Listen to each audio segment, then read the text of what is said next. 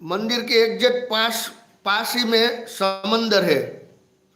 जो एक टाइम में मंदिर के ऊपर पाकिस्तान वालों ने हमला किया था, बम ब्लास्ट किया था, लेकिन देखो ऐसे मंदिर के ऊपर ही बम डाल रहे थे तो वो बम मंदिर के अंदर नहीं समंदर के अंदर गिरते थे।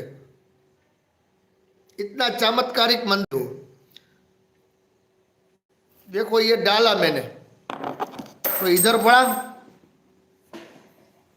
ऐसे ही मंदिर एग्जैक्ट मंदिर के ऊपर डाल रहे थे बम। तो मंदिर के पास समंदर है ना, तो समंदर में जाके गिरता था।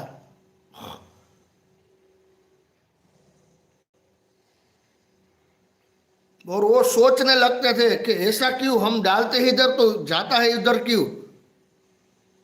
वो डर के सब लोग भाग गए थे पाकिस्तान वाले कि इधर